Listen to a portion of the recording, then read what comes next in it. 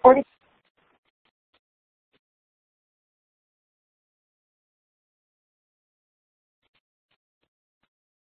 Thank you for joining us for this session of the K-12 Blackboard Innovative Teaching Series. The series is designed to help K-12 educators reimagine education with Blackboard's teaching and learning solutions. The K-12 Blackboard Innovative Teaching Series harnesses the power of our K-12 community of academic leaders, teachers, and other experts to provide relevant, real-time, on-demand, and ongoing professional development opportunities for K-12 educators.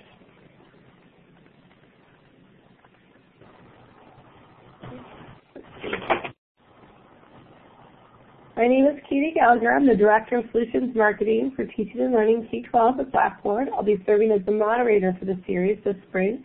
Thank you to Jenny Breister from our K-12 Field Marketing team, who will also be helping moderate and answer questions in the chat. We'll be joining you for the series this spring as we wrap up, and we're always open to new ideas and topics for the series. We'll be planning a fall series soon, so please let us know if you have an interest in presenting for a future session or you have a topic that you would like to see. Each webinar in the series will be recorded. You can search for the K-12 Blackboard Innovative Teaching Series playlist on the Blackboard TV YouTube channel, or go to tinyurl.com/BibsK12. You'll receive the recording and presentation slides in a few days after the webinar by email.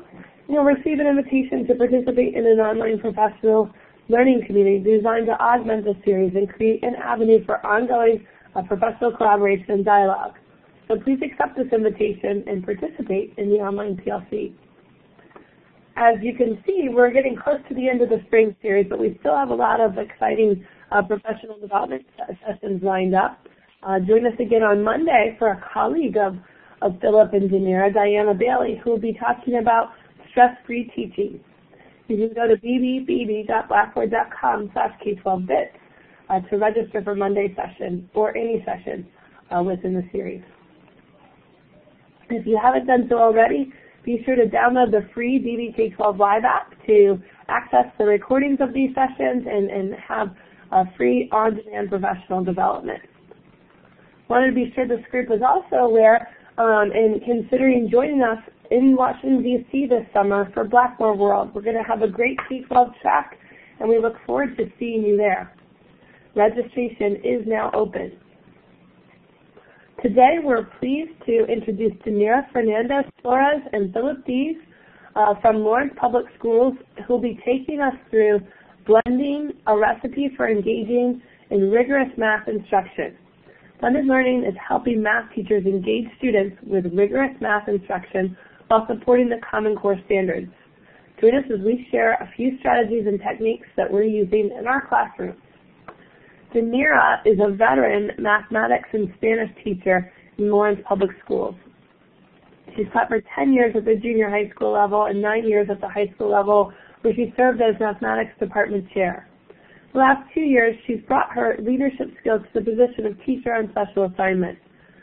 She's taught mathematics in the blended model, and she's supported teachers within the blended model and created professional learning opportunities for teachers using the blended model. She focuses her work toward empowering teachers in designing curricular and instructional environments that promote authentic engagement and learning for all students.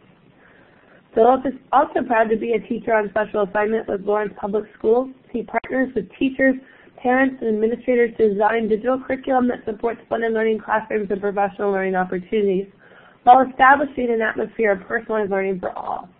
His passion for education inspires others, creating an environment where individuals exceed expectations. So we're really pleased to have Philip and Janira with us today. They've presented in the series before, and they're excellent. We know this is a really hot topic, mathematics and blended instruction, so we're really thrilled to have them. Just a couple of housekeeping items. I should have done this before I began my introduction, but quickly, I want to make sure we've got green checks from everyone that you can hear me without an issue, to make sure you can hear our speakers as well. So starting to see some green checks there. Give us a green check for yes if you can hear. All right, we're looking good. And then I'll ask that everyone, if you've dialed in, please mute your line so that we can maintain a high quality recording. but feel free to unmute or use the talk button during the session. We want it to be engaging. We want it to be interactive. Don't hesitate to speak up. But when you're not speaking, we'll all be on mute. So thanks to everyone for joining today, and thank you, Janira and Philip. With that, I'll pass it over to you. Thank you for joining us this afternoon. We invite you to use our Twitter handles as you encounter ideas that pique your interest. In the next 30 minutes or so that we have together today, we hope to share and identify some supports for our teachers who are in the Blended Learning Initiative. We hope to identify the purpose of our initiative in Lawrence Public Schools within blended learning and how that supports mathematics instruction. We're going to kind of outline our beliefs for effective use of technology in learning mathematics, and then identify those strategies that are supporting that rigorous math instruction. It's always nice to place a face to the voice. I am Janira. I've been teaching, as Katie said, 20 years, both in the middle school and in the high school. I have been department chair of the high school's Department of Mathematics. I have taught in the blended learning model and created professional development for K-20. I'm currently completing a doctoral program in educational leadership, and my interests lay in incorporating technology to add rigor in the mathematics classroom and also in supporting classroom teachers in their continued professional growth. And I'm Philip Teese. I've been teaching for 15 years, been in many different diverse buildings and school districts in the Kansas City metro area during that time. I've taught in the grade levels kindergarten through 8th grade. I also create professional development opportunities for our teachers so that they can implement in their classrooms.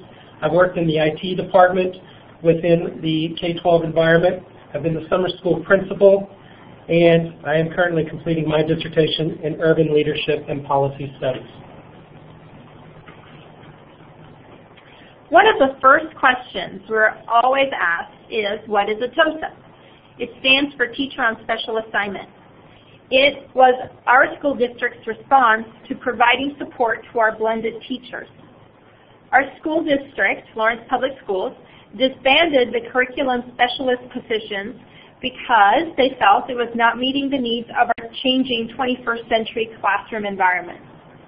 Our district sought to find current teachers who have blended in their classrooms to provide support that integrate both blended learning and the use of a learning management system, which in our case is Blackboard. So as a teacher on special assignment, we take on numerous roles within our school district. We co-teach with the teachers that are needing extra support in the area of mathematics or pretty much any content area. We model instructional strategies such as number talks or math talks with our teachers. We support individual students at different grade levels. We support small groups depending on what's necessary for those classrooms. We also bring a fresh look into the classroom environment by providing ideas for teachers on ways to increase student engagement. We occasionally co-present with teachers and administrators at their parent meetings or at site councils in the support of curriculum and Blackboard implementation as well as blended learning. Part of a role as a teacher on special assignment is to create and write what we call a course master. We use the analogy of a buffet. So each of our teachers, kindergarten through 12th grade, have a shell within Blackboard, which many of you are probably familiar with. And as a teacher on special assignment, we've created a course master in kindergarten through 6th grade mathematics. We also have a 6th grade STEM course shell. We have a geometry course shell and an Algebra 1 course shell. So what this is content. It's a year-long, entire year-long content and curriculum with activities, videos, cross-curricular activities for social studies, science. We put in extensions, interventions, both formative and summative assessments, all within this course master. Then a teacher or special education teacher, a title teacher, can access this course master like a buffet and pull off those particular items that help personalize and meet the needs of their students individually. So they build their own shell using our course master that, again, is created in-house using open educational resources by the TOSAs. As a result of not being assigned students, we are able to focus our time on developing professional learning opportunities for our colleagues. This includes professional development on the mathematical practices, professional development on standards implementation, on what student engagement is and how to achieve engagement in the classroom, on mindset, that would be Carol Dweck's work on mindset, and Mary Kay Ritchie's work on mindset in the classroom. We provide professional development on blended learning for teachers and administrators, all while using Blackboard.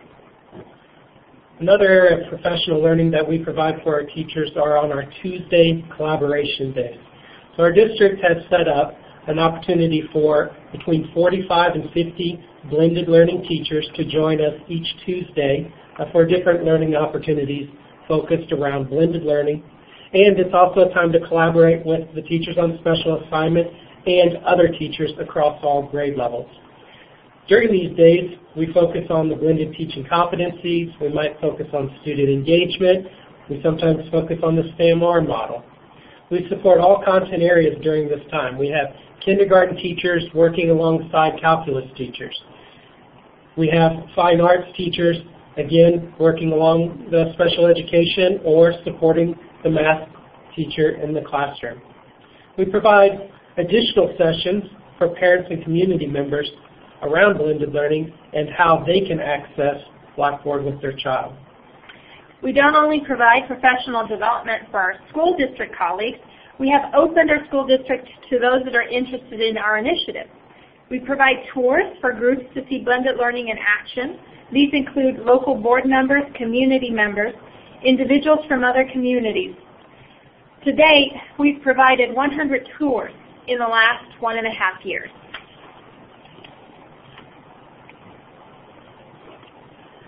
Due to our close working relationship with our teachers and our administrators, we're the inherent communication link between these two groups.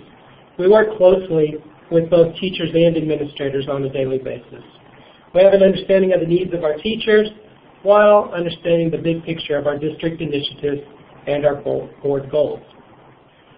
Not only do we provide professional development, as we mentioned, for all of our blended learning teachers, but we also help support our buildings with their professional development around their building level goals. We partnered with elementary buildings on student engagement so that everyone's getting that same message. We've also partnered with the department chairs at the high school so that they can start incorporating Dr. Dweck's work on mindset. We communicate with our parents and community members on behalf of the administrators in the Department of Teaching and Learning. An example of that is sometimes we'll go out and meet with the local media and local news station and explain how we're implementing our standards, explain what our math content is looking like, and how that is integrated with our blended learning initiatives. So this TOSA position is how our district has chosen to support teachers who are incorporating blended learning in their classroom. So a little background on our blended learning initiative in Lawrence Public Schools. Our school district was interested in increasing student engagement and freeing up teacher time to work with individual students.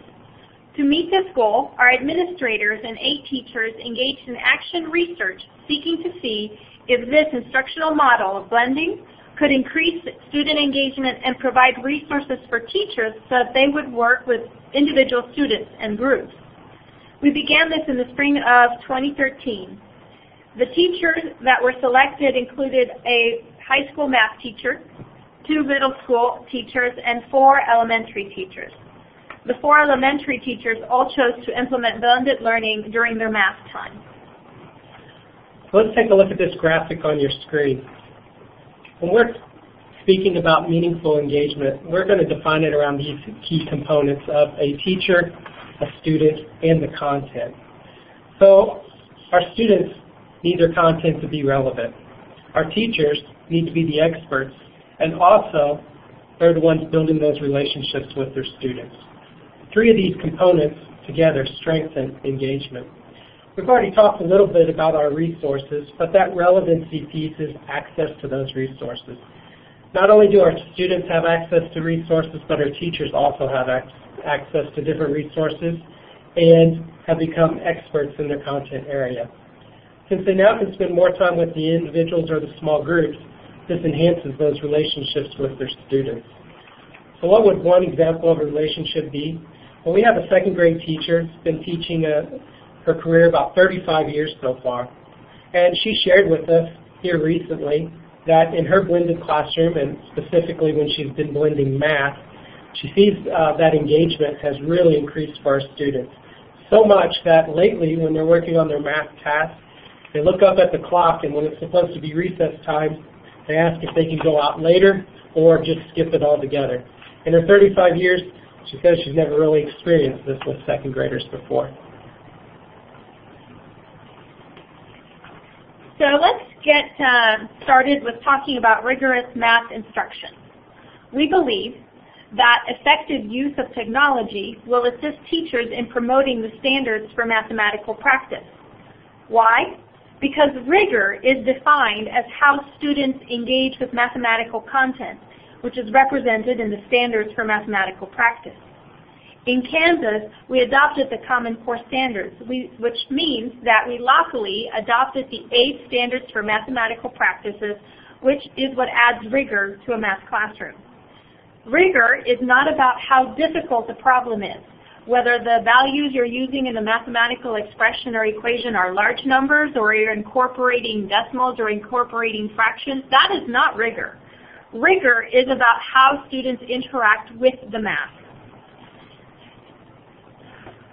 Our core resource at the elementary level, which in Lawrence Public Schools is kindergarten through 5th grade, has not been supporting the mathematical practices. Its emphasis has not been on the mathematical practices until this past year. We've had this core resource prior to the adoption of Kansas College and Career Readiness Standards, or Common Core. So blended learning has been that vehicle for us to provide support in this area around the mathematical practices. Using Blackboard, we have created courses to develop our teachers' expertise in each of these 8 practices. Our courses have videos, discussion boards, resources such as using websites like Inside Mathematics or Illustrative Mathematics. Many hours of learning by our teachers have gone into supporting this integration of the mathematical practices into our daily lessons. So we've listed our 8 mathematical practices in the previous slide, and we want to make understood that these are not just standalone independent standards that one teaches one after the other. These are intertwined, interconnected behaviors that students would be able to exhibit in the classroom, provided the appropriate mathematical tasks. So as you can see from this diagram, Standard 1 and 6, making sense of problems and persevering, as well as attending to precision, would be standards that students would be displaying alongside any of the other remaining 6 standards. Now, when looking for and making use of structure, Standard 7 could also be used at the same time as you're using appropriate tools strategically. So none of the standards that we're going to review stand alone. They would be always intertwined. But we're going to provide some examples of each of the standards. Starting with the first standard, our teachers are incorporating mathematical tasks that no longer have a single answer. One of our favorite sites that our teachers and we like to use is the Would You Rather Math site. In this site, it gives examples for where students are asked a different scenario that they would prefer, and they're asked to justify that reasoning. So not only is Math Practice 1 supported by these tasks, but also Math Practice 3 and 4, which is creating viable arguments and modeling with mathematics. These tasks provide students with various types of problems.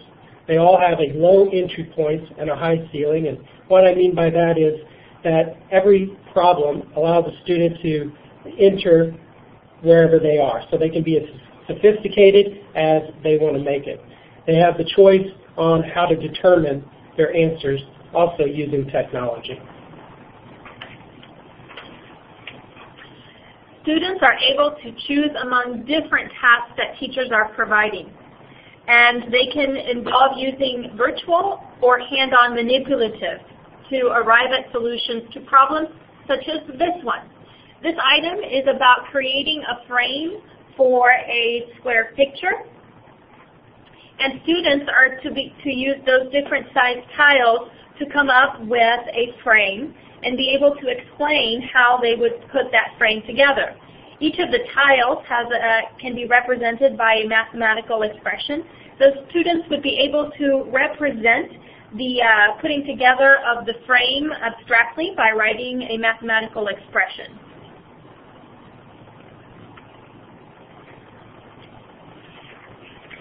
This problem that you see here is from one of our course masters in algebra.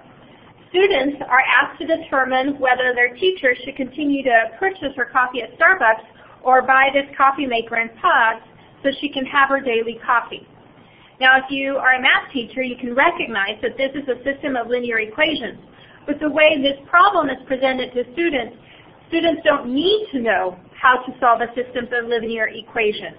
This can be their entry-level task, and later on we start introducing more formal concepts of systems of linear equations. This is a very different approach to traditional math lessons. One of the critiques we sometimes hear is about the technology, and that if students use so much technology, they stop doing things with their hands and manipulatives with their hands-on. So we found this to actually be opposite. What we found is now students have that choice. And in the picture to the right, this is in a kindergarten classroom.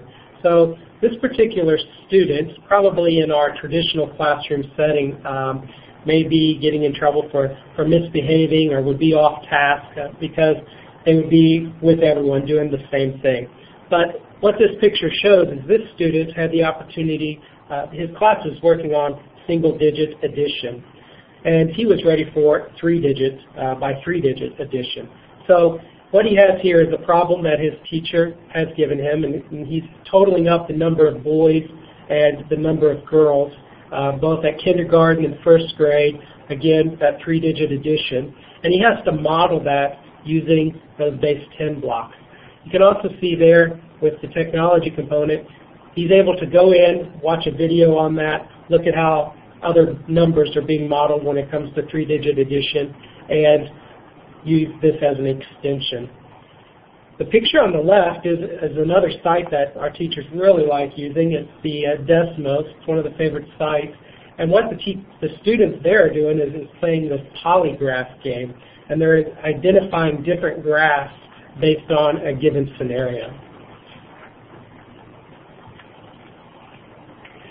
Students should be able to use online tools as well as handheld tools. The units we build and construct in Blackboard provide students guidance on when the traditional tools are helpful and when virtual tools are most helpful. As you build their capacity for choosing tools, students then start displaying the preference and also efficiency of the tools that they might be using. Mathematical Practice 6, Attend to Precision, is sometimes the most misunderstood of all of our mathematical practice standards. It does have an element of accuracy, but we place the emphasis actually on the precise math language. Attend to precision while justifying your solution is also by using this technology. So here in this picture, this is a second grade group, and the students are using precise language and attending to precision as they explain the work that they've been doing. They're videotaping that work. They've then uploaded their video into Blackboard so that their classmates can critique and learn from their work.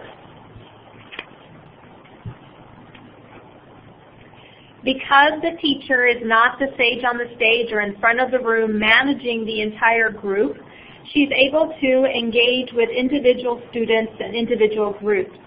Teacher can use questioning techniques to help students make connections between previous structures and current structures. This starts scaffolding this practice so that when they are older, perhaps in middle school and high school, students can start looking for structures for themselves as well.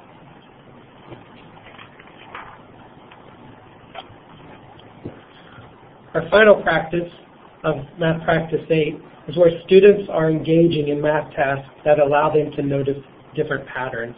As they develop this pattern recognition, it leads to students beginning to notice shortcuts or other procedures that they can take. They also begin having those aha moments. This example here is of an activity within our course master of a game where they are rolling dice.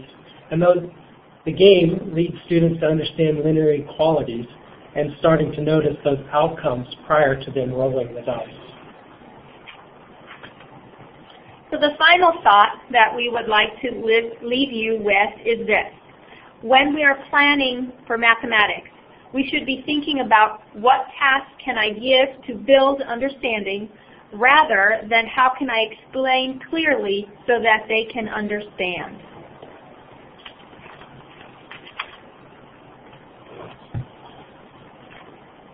So, what brings rigor into our blended classroom? Our focus with tasks that engage our students in the standards for mathematical practices.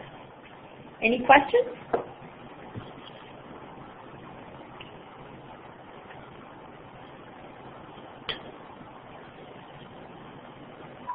This has been awesome, Danira and Philip.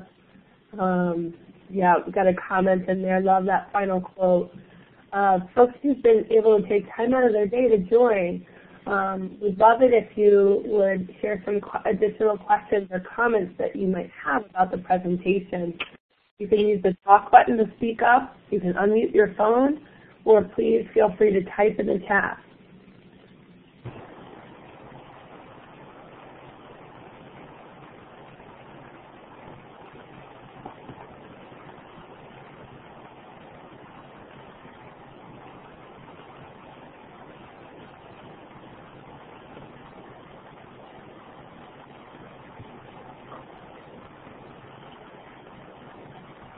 So Anne comes from a Montessori background, so the use of manipulatives alongside technology is inspiring.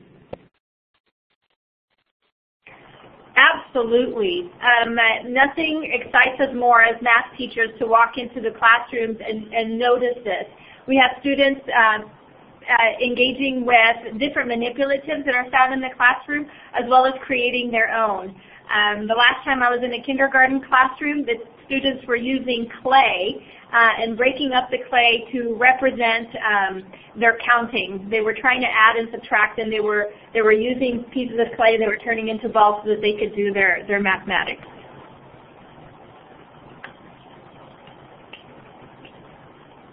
Yeah. Yes. We're going to need a budget for that one. Let's see, Anne, Blair, Anne, Mona, Ryan would love additional questions or comments.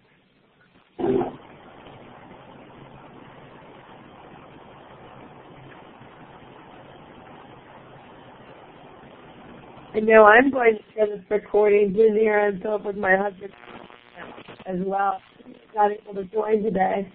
But I know we'll be getting a lot of online views. A lot of participants view these on demand through the app and online as opposed to coming to live sessions. So hoping we get a couple more questions here.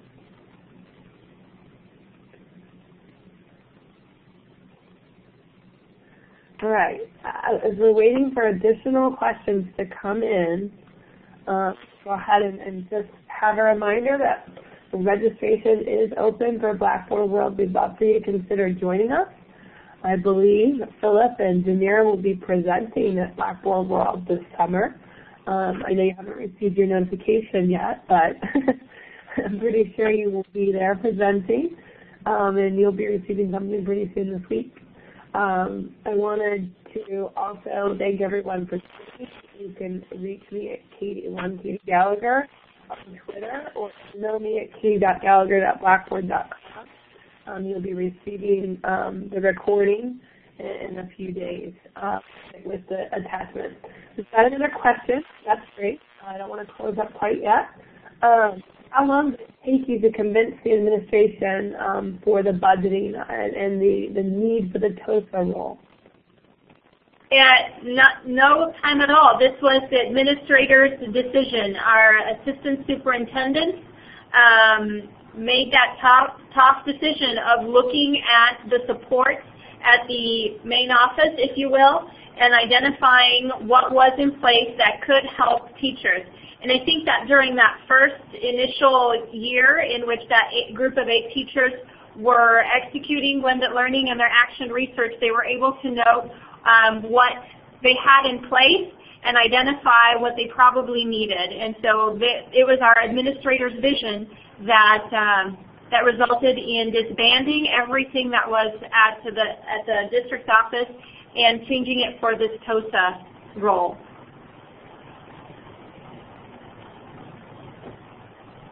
Great.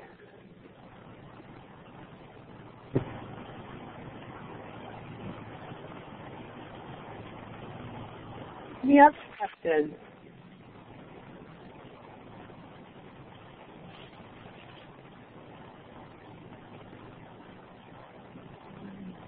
Well, thanks everyone for joining today. Thank you, Philip and Zanira. The session was great. I know we're going to get a lot of these online. It's a really niche topic, but very helpful to all. So thank you very much. And everyone, please join us again on Monday. Diana Bailey from Lawrence will be presenting. So Zanira, Philip, thank you so much. Thank you, Katie. Thank you, Katie. Thanks. Have a great rest of your day. You too. Thanks.